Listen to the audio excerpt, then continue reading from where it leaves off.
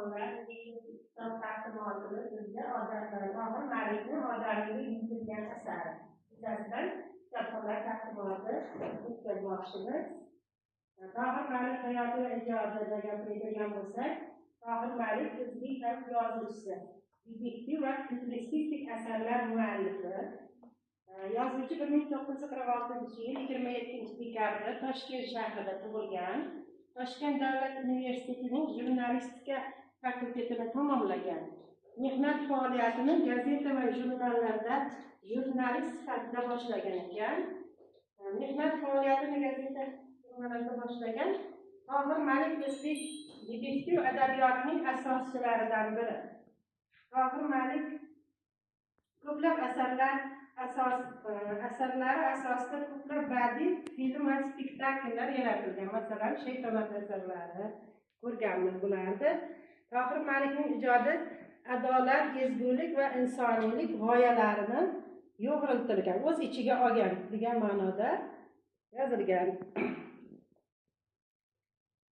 Mashhur insonlar Tohir Malik haqida o'z fikrlarini bildirgan. Ozod Sharafiddinov adabiyotshunos olim Tohir Malik o'zbek detektiv janriga asos soldi, lekin uning asarlarida faqat jinoyat emas, odamiylik va halollik ham markazda turadi. Halollik va odamiylik haqida ko'p yozgan ekan. Asarlari detektivga o'xshaydi, lekin unda odamiylik nimasi ko'p.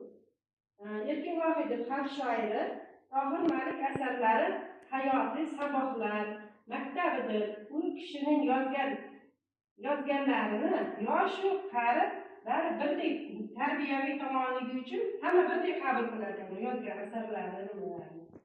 Muhammad Ali yozuvchi Tohir Malikning asarlarida odamzodning qalbini tarbiyalovchi kuch bor.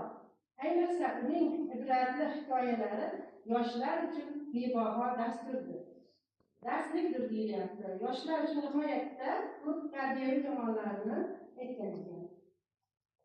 Shaytonat birinchi asarlaridan, Shaytonat birinchi emas, bu endi asarlarni o'qimoqchiman, birinchiga yozilgan ekan. Shaytonat, Charxpalar, Murdalar gapirmaydi, Alvido bolalik, So'nggi o'q, Ilsiz devori, Oxirat, Shaytonatning bu ko'chalar asarlari bizning kutubxonalarimizda mavjud. Hammasi bor, o'qishlaring mumkin shu asarlarda. Odamiylik mulki asariga kelsak, bu asar axloqiy va tarbiyaviy kitobdir. Axloq to'g'risida, tarbiya to'g'risida nihoyatda ko'p yozilgan bu asarlar qayta nashr qilinib, bizda hozirgi mana tavsiya qilib turgan kitobimiz 16-yilda nashrga chiqqan.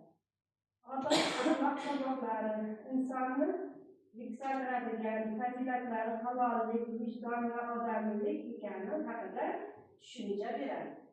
Insoniy qadriyatlar pul yoki boylik emas, balki odob va mehr oqibat insonni buyuk qiladi degan fikrlar o'sha kitobda keltirilgan. Ma'naviyat va vijdon har bir insonning jamiyat va yaqinlari oldidagi burchi borligidir. Ibratli voqealar orqali tarbiya, hikoyalar, oddiy voqealar asosida o'quvchini o'ylashga va o'z hayotiga tatbiq etishga undaydi. O'sha asarni o'qisangiz, o'zingizda hayotingizda uchraydigan tarbiyaviy, notarbiya nimalarni taqqoslab bilib olishingiz mumkin. Odamiylik mulki o'quvchini halol bo'lish, odamiylikni qadrlash, yaxshilik va odobli yashashga o'rgatadi.